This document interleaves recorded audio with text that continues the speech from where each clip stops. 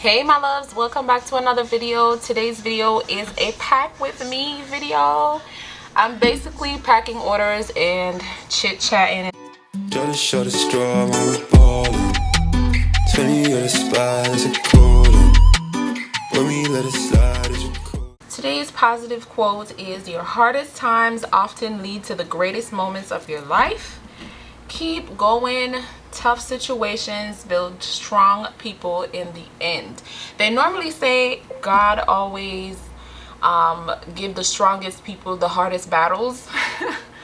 So all I want to say is, no matter what you're going through, just keep going. Be strong, keep going. You're going to be okay. Everything will work out in the end.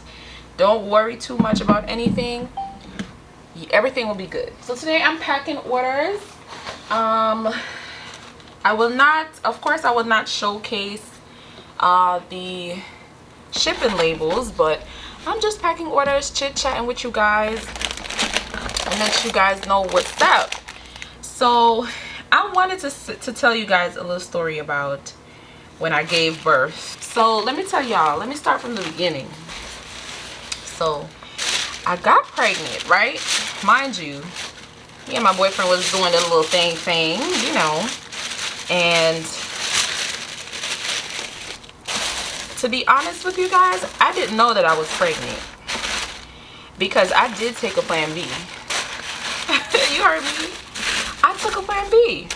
So can you just imagine, to my surprise, when I found out that I was pregnant? So there I was, took a plan B, thinking all is well. And, you know, going about my business, going about my day, only to find out that, oh, I should have turned this the other way. There's a longer way to turn this, but it's okay. It still looks cute. Only to find out that I was pregnant. So I missed my period, right? And when I missed my period, I wasn't really thinking anything of it, to be honest, because I was saying to myself, probably I'm stressed, you know, like sometimes stress could let your period be late and stuff. So I was thinking I was stressed, so I wasn't really thinking much about it, and I was just going about life normal, like I normally would.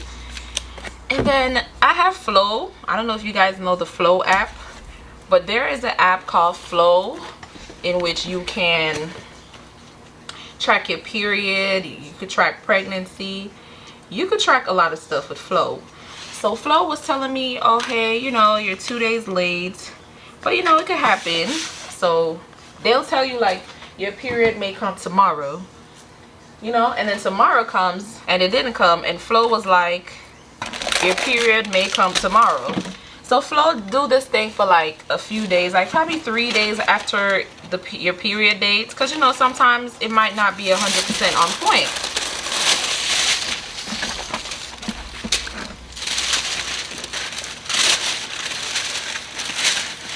So Flow was like, your period may come today, your period may come today, your period may come today. So I'm there and I'm like, okay. Not thinking anything about it still, because I did take a plan B, like I said. 5 days late. At this point, I'm starting to get worried, y'all. I'm starting to get worried at this point, because I'm like, okay, period, where are you? Stopped into Walgreens, took a pregnancy test, only to find out that your girl was pregnant. So I went to my boyfriend and I said, babe, I called him immediately and I was like, babe, the craziest thing happened. I haven't seen my period. I took a pregnancy test and it said that I'm pregnant. So just imagine my boyfriend. My boyfriend was like, really? I was like, that's the same thing I said. I was like, really? So anyways, that's how I got pregnant. I did take a plan B. So I want to say, all you ladies out there, be careful with them be careful with those Plan Bs and stuff, emergency contraceptives, because they are not guaranteed to work. Okay, and I do have a lot of friends who even got pregnant on birth control. So those things, to be honest, are not like guaranteed to work type things. So be careful, because that's how I got pregnant. Anyways, when it was time, my pregnancy was rough, y'all. Like, I literally knew I had a girl, I was having a girl, because in Jamaica we would say that whenever you're having a girl, you have a really bad morning sickness. Like, your morning sickness is really bad. So my morning sickness was OMG, like super bad. Like, I was vomiting, I couldn't smell certain food, I was tired, fatigued, I was super sick. Right then and there in my head I was like, yep, I'm having a girl. My boyfriend was like, it's gonna be a boy. I was like, nah, it's gonna be a girl. So we had a gender reveal. My boyfriend is a boxer, so we had like a boxer gender reveal, and it was really cute. I hope I don't, what's going on? This feel like a fire hazard. His manager was like, you know, training with him like this, and he was punching, like boxing, and then one hard punch and the powder just exploded. So that was the reveal, and when I saw the pink powder come out, in my head I was like, I knew it. I knew that it was a girl. I've been told y'all it was a girl. So it was a girl, and I was super happy. I went through my pregnancy. My dad's Jamaican. By the way, I was pregnant when I was 24. My dad was super mad. Like, he wouldn't talk to me, y'all. Like, he didn't talk to me for a good little time because he was mad that I got pregnant and I wasn't finished with college. If you guys know, like, Caribbean parents, then you'll know that's kind of how they are. That man was not talking to me. Like, he was so mad with me. He didn't talk to me.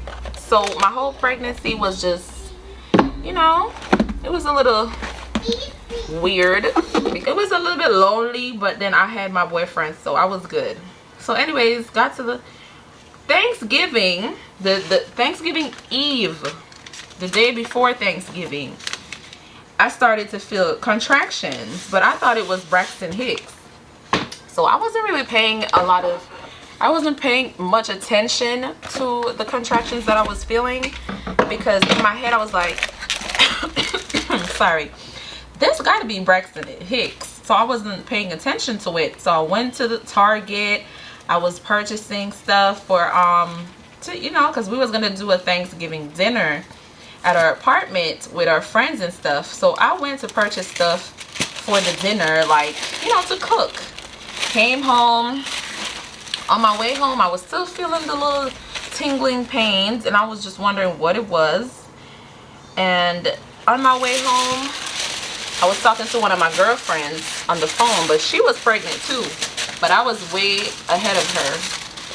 And I was like, girl, I don't feel right. My stomach keeps feeling like when you have Braxton Hicks, but it keeps coming over and over and over, a couple minutes apart. So I was like, I think I'm going into labor. Anyways, I hung up with her, called my boyfriend, and I was like, babe, I think I'm going into labor. And he was like, why? What happened? How do you know? And I was like, well, I felt like contractions, but it's not contractions. It's not contractions. I said to him, I feel like it's Braxton Hicks, but it's not Braxton Hicks because it keeps coming over and over. So he was like, okay babe, call the doctor and let them know. So I let them know, went to the hospital the same night, only to get sent back being told that I'm not in active labor. So they sent me back home, and I was like, the hell wrong with these people? You gonna tell me how I feel? That's what you gonna do? So I was pissed. I was, you know, full of hormones, upset, Jamaican. So y'all know. And I wasn't happy. So anyways, me and my boyfriend came home. I told him, I said, babe, just leave the bags and stuff in the car, because I know for a fact we are about to go back to the hospital in a couple hours. So we left everything in the car and we came inside, and I was having contractions the whole time. Like, I couldn't sleep.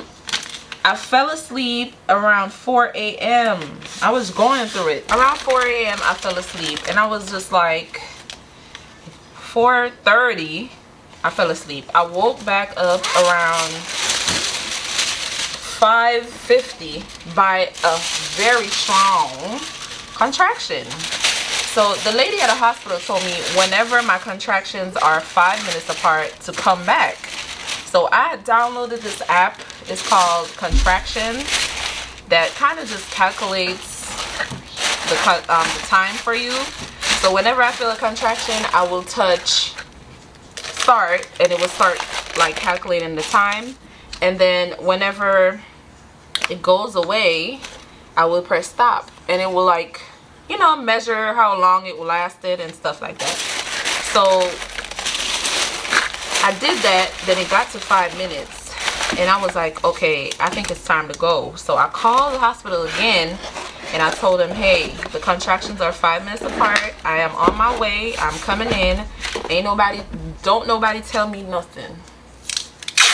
So I went in, and the lady was, you know, they checked in everything, get in the bed, whatever.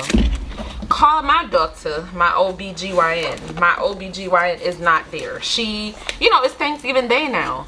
My OBGYN is not there. She's with her family on vacation for Thanksgiving. I'm like, okay, so I paid you to go through this whole process with me for you to not be present for my delivery. Make it make sense. Me and my boyfriend there, I was feeling a lot of pain. When I got to the hospital, it was like 5 centimeters. I did get the epidural because why not? You know, like, if I could do this without feeling pain, then why would I do it feeling pain? You know what I mean? It's like, hello, I could do this thing without pain. I'm not gonna choose to do this with pain. I was there, y'all. I'm getting the other packages. I was there feeling pain, all that, yada yada yada. I asked for the epidural because it was too much. I couldn't handle it, to be honest. Like, I am not a high pain tolerance person. I can't handle pain. So I definitely asked for the epidural because your girl is not about to sit here and suffer, okay? I mean, I know that's what God naturally made us to, you know, endure. But at the same time, I'm okay. I don't have to endure this. Why is this clothes so crooked? At the same time, I don't have to endure it. So I took the epidural, y'all. And I didn't feel anything, to be honest. Like, throughout the whole delivery process, I didn't feel pain. I didn't, you know, I was numb. I know a lot of people say the epidural don't work for them. This is why I'm saying this, just in case you're there and like, well, girl, you took the epidural, so why would you feel pain? But a lot of people take the epidural and still feel pain. So that's why I'm saying I didn't feel pain. Anyways, took the epidural. The baby stopped moving, so now they had to induce me. They gave me Pitocin, I think that's the name of it, and induced the labor on me. So there I was like, oh my God, I'm scared. I don't know, this is my first time. So the lady was like, well, you are on the epidural, you shouldn't feel anything. So I was like, okay, cool, nice. Guys, there, fell asleep, woke up back around 7:45, and I was like, guys, I want to use the bathroom. I need to do a number 2. They were like, nah, you don't, that's the baby coming. I was like, well, get this baby out of me. Get this baby out of me, because it feels so uncomfortable. Like when you feel like you want a number 2 and you want to push it, you want to push the number 2 out. So the lady was like, don't push the number 2 out, don't do nothing, you know, that's the baby, let's go call the doctor, yada yada yada. So they went to call the doctor. Guys, the doctor out there chilling, telling the nurses that being that it's my first time pregnant, this is a different person. Because mind you, I told you guys my OB wasn't available. So this is a different person. I don't know this woman, never seen her in my life. But she was, I guess, the backup for my OB. So she was the one who was on call when my OB not available. But she was a black lady. So I was like, you know what? I'm just not going to try to get mad. I don't want to stress my child out. So I'm just going to go with the flow of whatever is happening here. Time to push. The lady going to tell the nurse it's not time yet, because normally when it's your first time, you take up to 2 hours before the baby comes. I'm telling you that the baby is literally right there at my vajayjay. Like, they have this mirror thing in the ceiling where you can look up and see. Like, I can look up and see down my private areas. And I saw my baby's head pushing out. And I was like, I'm ready to go. What's she talking about? And the nurses was saying the same thing.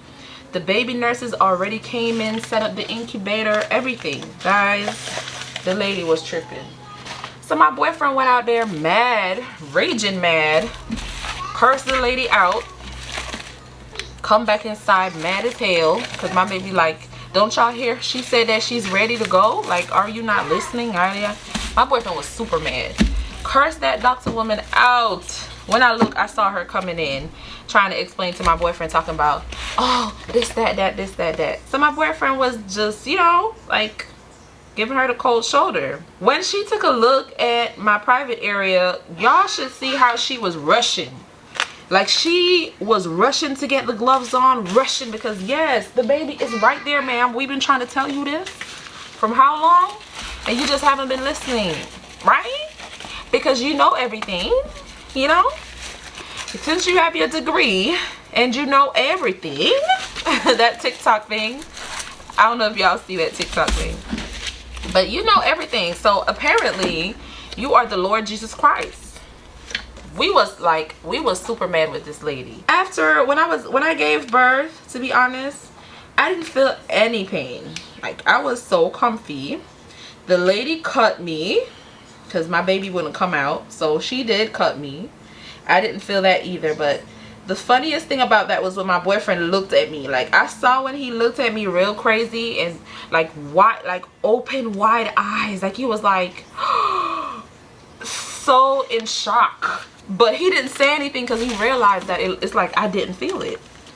So after I gave birth, he was like, babe, when I saw that lady cut you with that scissors, I looked at you, you wasn't even flinching. I just shut my mouth and keep it pushing and said, babe, you doing a great job. Yo, that was so funny. My boyfriend said, when I saw that lady cut you with the scissors, cut your vajayjay with the scissors, I opened my eyes wide and looked at you. You wasn't even flinching. He was like, I just mind my business and keep it pushing, because it looked like you didn't feel that. But I felt that for you, babe. So anyways, the saddest part is after the pregnancy, you know, after they do like 2 hours of recovery, pushing your stomach and all that, because I did the epidural, I had to walk to the bathroom to pee, right? So got up out the bed. In order for them to transfer me to the postpartum ward, they're saying that I have to get up and walk first to the bathroom and take a pee. Guys, that's the part where the danger come in. I got up. When I took one step, I started to faint. So they lay me back on the bed, run for the oxygen mask, put it over my face because I couldn't breathe. So they checked my blood pressure, they checked my oxygen level, everything was good.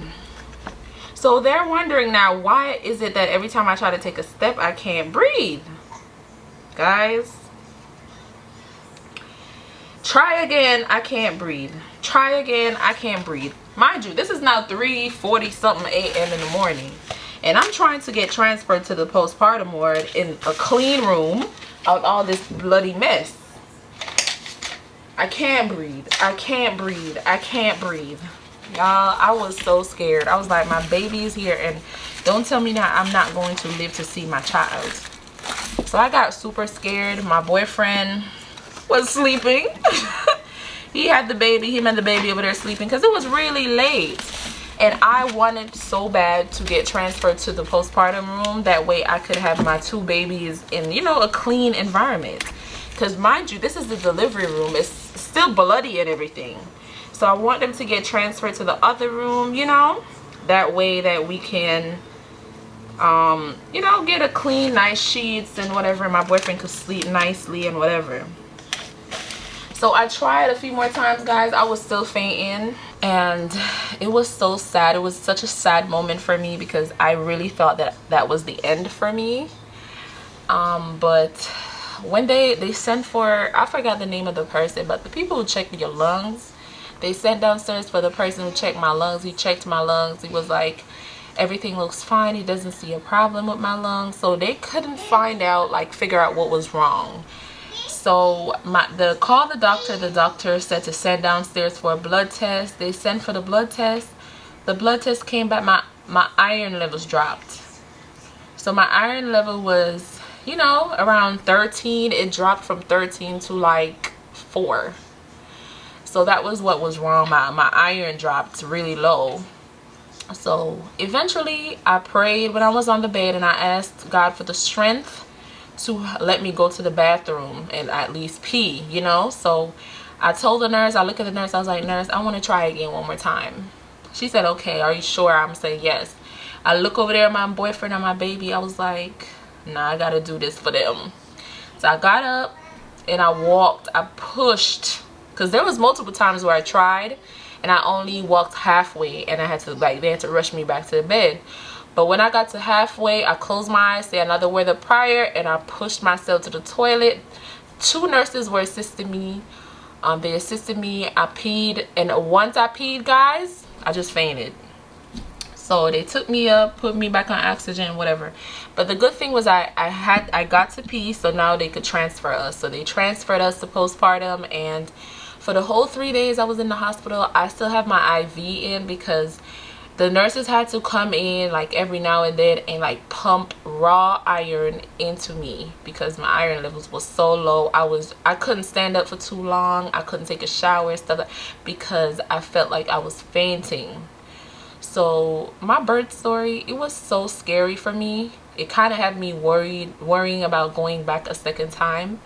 But I have to go back a second time because I really don't want my child to be an only child. I want her to have a sibling. So I'm definitely going to go back again one more time for another child. That way my child can have 2. You know, like, I don't want her to be alone. But thank you guys so much for watching the video. If you guys have any scary or, you know, unique birth stories, please let me know. Y'all could comment down below. Y'all already know how it is. But thank you for watching the video, guys, and I will see you guys in the next one. I used to work the day away. I figured I could maybe pave a way. No, it's niggas that count.